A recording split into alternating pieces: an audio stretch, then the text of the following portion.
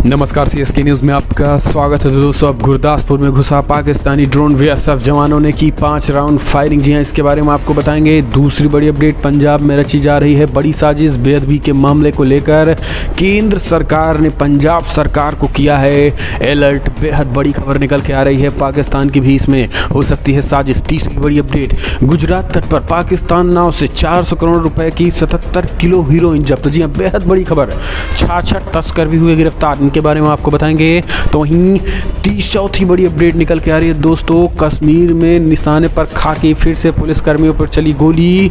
सुरक्षा बलों ने एक आतंकी को किया फिर से ढेर। तो एक एक करके बताएंगे दोस्तों। केरला में बीजेपी नेताओं की हत्या के बाद जल रहा अलुप्पा जिला, धारा 44। केरला में जोरदार बवाल, सड़कों पर उतरे भाजपा के लोग। पुलिस ने 50 लोगों को हिरासत में लिया। तो एक एक करके बताएंगे। अयोध्या काशी के बाद मथुरा को भव्य मंदिर मिलने की उम्मीद, हेमा मालिनी ने कहा जल्द ही मथुरा की तैयारी। तो एक एक करके बताएंगे। स्वर्ण मंदिर को लेकर बड़ी खबर निकल के आ रही है। एक आरोपी पकड़ा गया, दूसरे को भीड़ ने पीटा मारा, तो वो हम आपको बताएंगे। आरएसएस ने भी कहा इसके पीछे बेअदबी की कोशिश के लड़वाने की है साजिश समाज को। तो सब कुछ खबर एक एक करके विस्तार से आपको बताएंगे। लेकिन उससे पहले एक छोटा सा निवेदन, अगर आपने चैनल को सब्सक्राइब नहीं किया तो पल पल के अपडेट के लिए चैनल को सब्सक्राइब करना ना भूले दोस्तों। 10 साल पहले बड़ी अपडेट निकल के आ रही है। अब गुरदासपुर में घुसा पाकिस्तानी ड्रोन, बीएसएफ जवानों ने की 5 राउंड फायरिंग। गुरदासपुर सेक्टर में अंतर्राष्ट्रीय सीमा के पास एक पाकिस्तानी ड्रोन देखा गया। इसके बाद इलाके में दहशत फैल गई। गश्त करने वाली टीम ने ड्रोन पर 5 राउंड फायरिंग की है। साथ ही अपने उच्च अधिकारियों को मामले की जानकारी दी है। अधिकारियों के मुताबिक ड्रोन वापस पाकिस्तान के इलाके में चला गया है। इससे पहले फिरोजापुर में पाकिस्तान ड्रोन देखा गया था। बीएसएफ के एक वरिष्ठ अधिकारियों ने एएनआई को बताया है कि घटना सोमवार सुबह 12:30 बजे की बताई जा रही है। मिली जानकारी के अनुसार गुरदासपुर सेक्टर के पास अंतर्राष्ट्रीय सीमा पर एक पाकिस्तानी ड्रोन की आवाज़ सुनाई दी। ड्रोन की आवाज़ सुनने के बाद बीएसएफ के जवान सक्रिय हो गए। देर रात गश्त करने वाली टीम ने ड्रोन पर 5 राउंड फायरिंग की थी। अधिकारियों ने बताया है कि गश्त कर रही टीम द्वारा फायरिंग करने के बाद ड्रोन पाकिस्तान के इलाके में चला गया। ड्रोन के बारे में ज़्यादा जानकारी जुटाई जा रही है और ये भी जानने की कोशिश की जा रही है कि पाकिस्तान का ड्रोन भारतीय सीमा में भेजने का मकसद क्या रहा है। ये बेहद बड़ी खबर निकल के आ रही है। इस बीच आपको बता दें कि भारतीय सेना लगातार ड्रोन को तबाह कर रही है, लेकिन पाकिस्तान बार बार ड्रोन को भेज रहा है।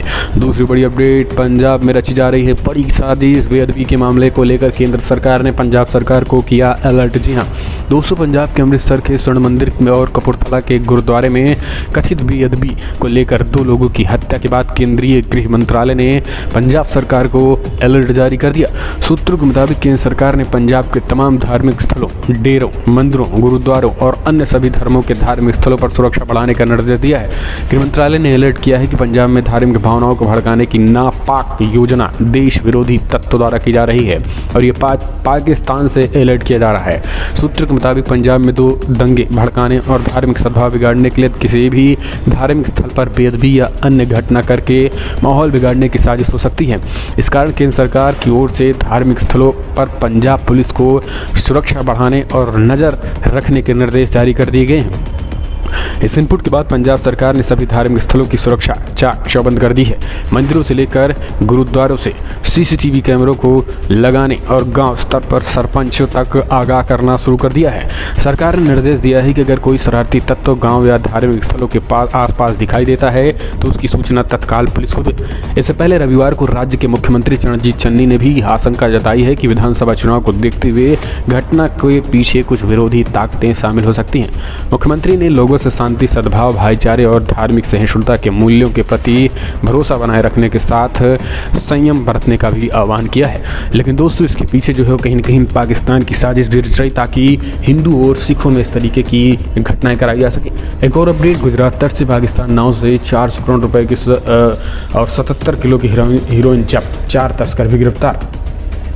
पाकिस्तान अपनी हरकतों से बाज नहीं आ रहा है। 6 चालक दल के सदस्यों के एक साथ पाकिस्तानी मछली पकड़ने वाली नाव लगभग 400 करोड़ रुपए के 77 किलोग्राम हीरोइन ले जा रही थी, जिसे गुजरात तट से भारतीय जल क्षेत्र में पकड़ा गया था।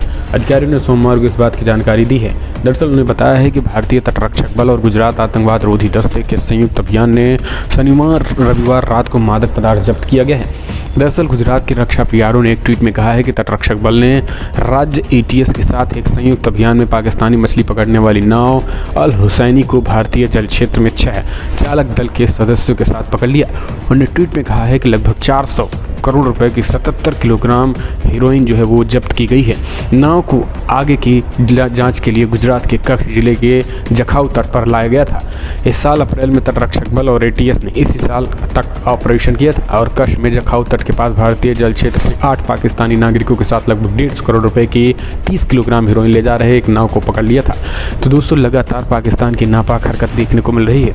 हम चलते हैं एक और अपडेट लेते हैं। बड़ी खबर निकल के आ रही है दोस्तों, आपको बता दें देसी ड्रोन देख, जी हाँ 100 किलोमीटर दूर से दुश्मनों बम पर रखेगी मिसाइलें। देसी ड्रोन देख उड़ जाएंगे चीन पाकिस्तान के होश, 100 किलोमीटर दूर से ही दुश्मनों पर बरसाएगी बम और मिसाइलें।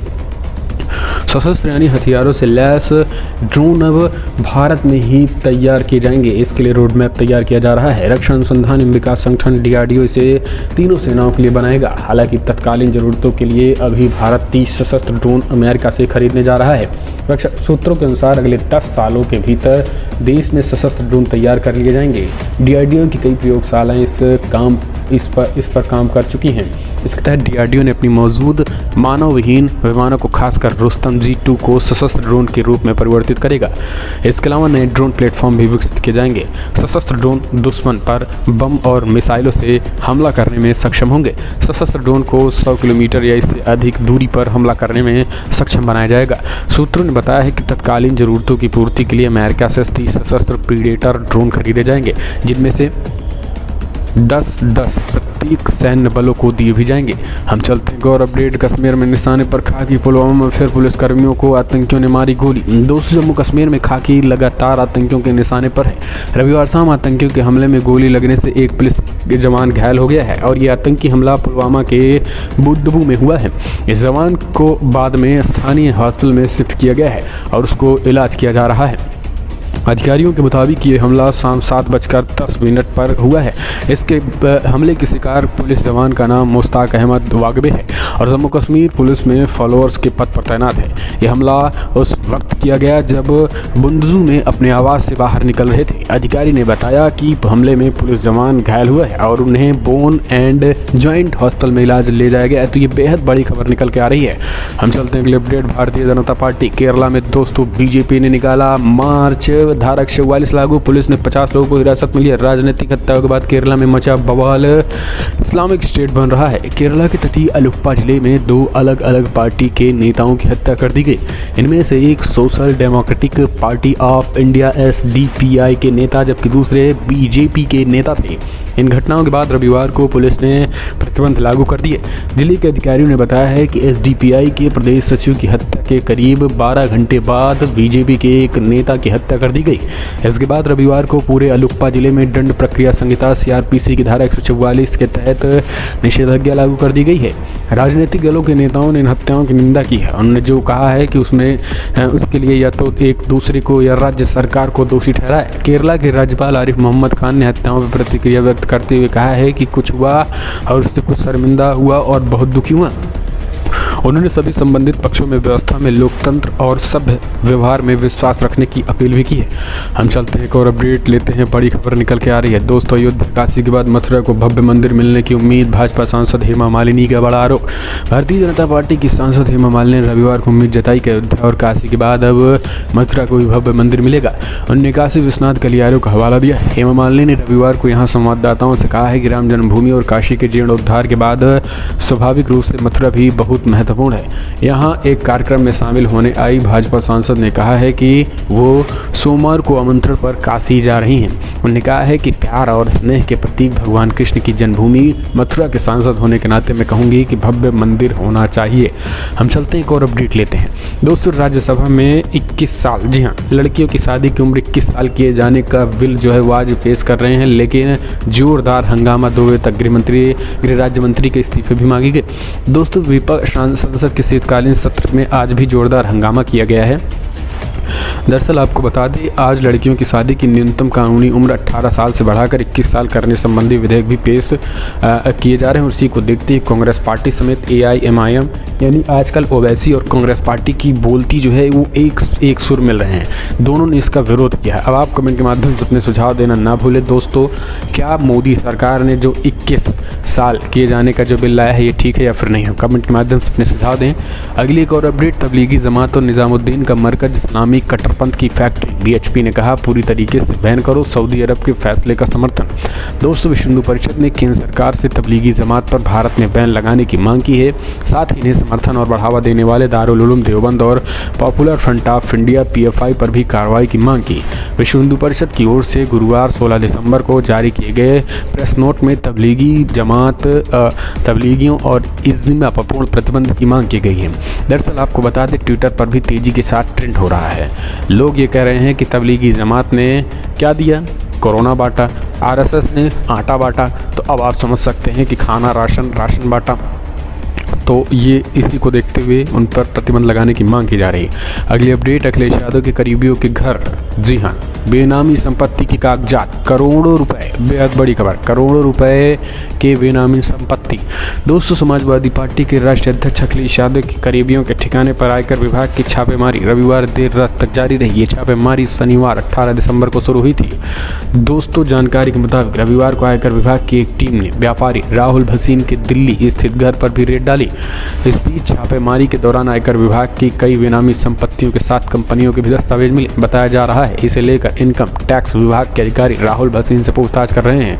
इसके साथ ही आपको बता दें, अखिलेश के OSD जैनेंद्र यादव, राहुल भसीन, मनोज जगत यादव के घर पर भी आयकर विभाग की छापेमारी 36 घंटे तक चलती रही। ये बेहद बड़ी खबर निकल के आ रही।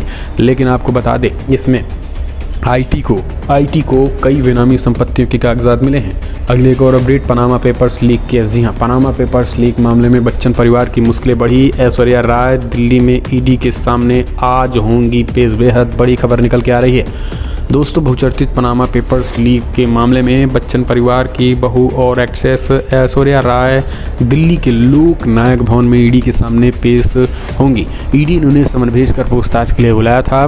पनामा पेपर्स लीक में लंबे समय से जांच चल रही है और इस मामले में अभिषेक बच्चन से भी पूछताछ हो चुकी है। सूत्रों के मुताबिक ED के अधिकारियों ने ऐश्वर्या से पूछने वाले सवालों की लिस्ट तैयार कर ली है। हालांकि ऐश्वर्या राय ने पहले भी दस्तावेज को पूरी तरीके से झूठ का पुलिंदा करार दिया है। तो दोस्तों, फिलहाल बड़ी खबरों में इतना, लेकिन अगर आपको वीडियो पसंद आया तो